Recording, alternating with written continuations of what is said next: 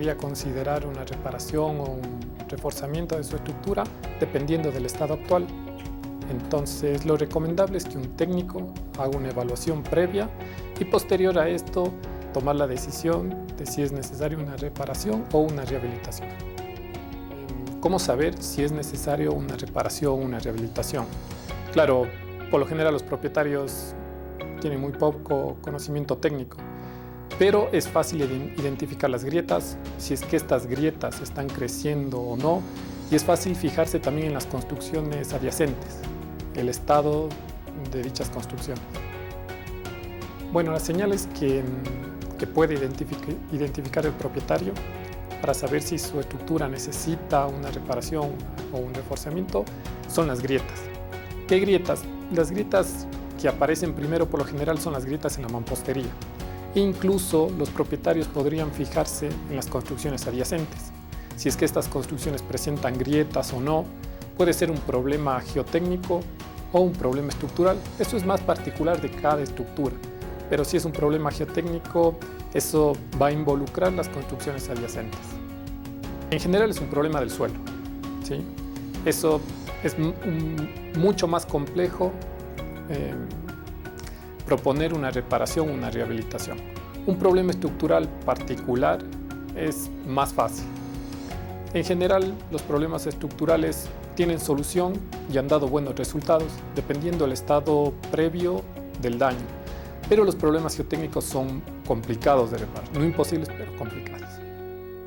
Porque a priori se cree que todas las reparaciones van a mejorar el comportamiento de la estructura, pero no necesariamente. ¿Por qué?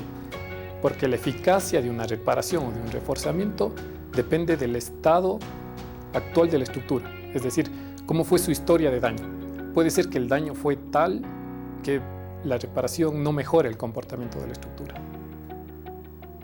¿Qué es más costoso, rehabilitar o volver a construir? Aquí le voy a poner un ejemplo. Después del terremoto del 2010 en Chile, de una base de datos de alrededor de 2.000 edificios, normalmente en Chile y en especial en Santiago, las construcciones de vivienda son construcciones en altura, es decir, edificios de entre 10 y 20 pisos, ¿sí? De esta base de datos de 2.000 edificios, solo un 2% presentaron daños que ameritó reparar o demoler. La mayoría de este porcentaje del 2% fueron reparados, solo pocos fueron demolidos. Hay un caso en especial que fue documentado, que está documentado. Un edificio de 18 pisos en Santiago, el cual presentó daño estructural en 3 de sus muros estructurales. ¿Sí? El daño fue debido a flexocompresión. Este edificio perdió alineamiento vertical, es decir, el edificio quedó inclinado. ¿Sí? Claro, fue un problema en ese momento reparar el edificio, porque la reparación incluía volver a colocar el edificio en su lugar, es decir, alzar el edificio. En general, el edificio fue rehabilitado, se alzó el edificio, se hizo una reparación estructural. ¿Sí?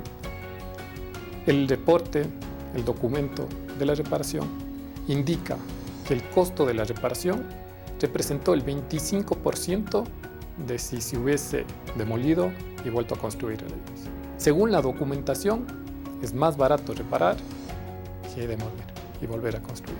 Ahora, ¿esa reparación va a funcionar o no?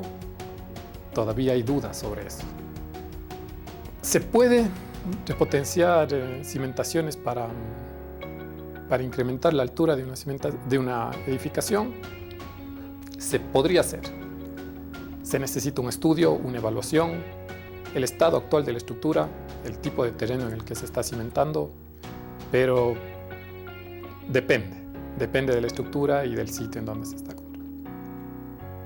Documentos como el ACI 369, el FEMA 306 y el ASC 4113 y 4117 dan recomendaciones para la evaluación de estructuras con daño previo.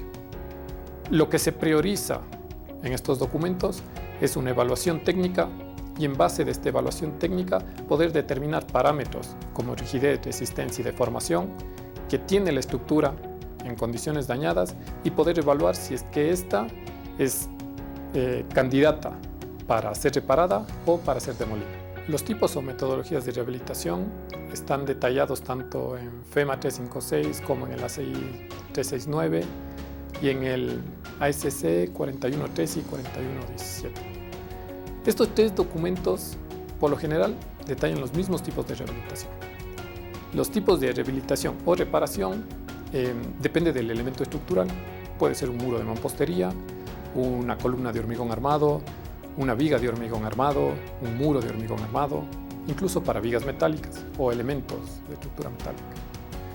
Por lo general, en el medio, las más usadas son la colocación de FRP, que significa fibras de polímero reforzado con fibras, la utilización de perfiles metálicos y el ensanchamiento de la sección transversal, esto con hormigón armado. Estas metodologías que están en la normativa tienen cierto grado de eficacia. ¿Por qué? Porque para que estén en la normativa hay varios estudios previos que demuestran su eficacia. ¿Por qué depende su eficacia? ¿O por qué es relativa su eficacia? Porque dependen del daño previo. Si es que la estructura tuvo un daño previo tal que la reparación no mejoró su capacidad estructural, quiere decir que el nivel de daño fue muy alto y la reparación ya no sirvió. Desde mi experiencia como evaluador de estructuras, he visto varios problemas, desde problemas estructurales a problemas geotécnicos, ¿sí? Que son, como habíamos comentado, eran los más graves. Por poner un ejemplo en nuestro medio, alguien va a hacer su hogar, su vivienda, y por lo general son viviendas de 2 o 3 pisos, y se encarga a una persona que no es técnica, ¿sí? Por lo general, lo que dice la gente, no, es una construcción de 2 o 3 pisos, yo he hecho 10 y no se han caído, ¿sí? Entonces, ¿qué pasa? Le entregan la casa al año, 2 años, 3 años, empiezan a aparecer grietas, ¿sí? Empieza a tener problemas estructurales, empieza a tener problemas de asentamiento. En ese momento se contrata un técnico y el técnico le dice, bueno, sabe que la reparación o el reforzamiento de su vivienda le va a costar tanto. En ese momento usted se da cuenta que hubiera sido mucho más barato asesorarse por un técnico en el momento de la construcción que llegar al punto de buscar la forma de reforzar su estructura. Todo depende de la zona. Aquí por lo general son problemas en viviendas, ¿sí? Viviendas de 2, 3 pisos. En el medio, ¿cuál es el mayor problema? Son los problemas geotécnicos, problemas de asentamiento, ¿sí? Problemas de consolidación del suelo. ¿Sí? Hay muchas estructuras que se asentaron sobre desperdicios, ¿sí? Desperdicios de construcción, a veces se encuentran llantas, árboles. Entonces, esos serían los principales problemas del medio. Como reforzamiento de una estructura previa a un daño mayor, hay metodologías que son muy poco invasivas, ¿sí? Que no van a meritar un mayor daño en la estructura existente, ¿sí? Por ejemplo, la aplicación de FRP o la utilización de fibras sintéticas. Eso, los estudios muestran que dan buen resultado y son poco invasivas. Una recomendación importante es a los propietarios de sus hogares, de sus viviendas, de sus departamentos, fijarse.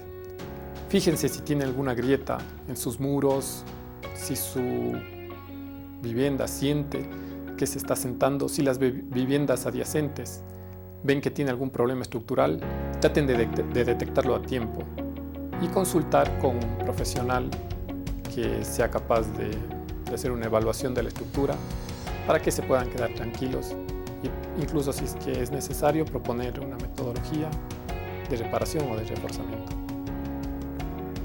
La calidad de los materiales en un proceso de rehabilitación son mucho más exigentes que en una construcción nueva.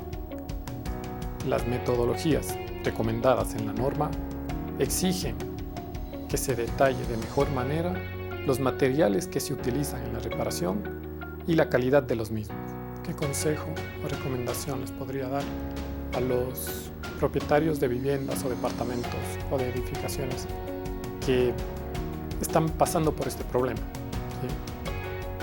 Primero, fijarse. Yo sé que no son técnicos, yo sé que no tienen experiencia, pero fíjense en sus muros, fíjense en el piso.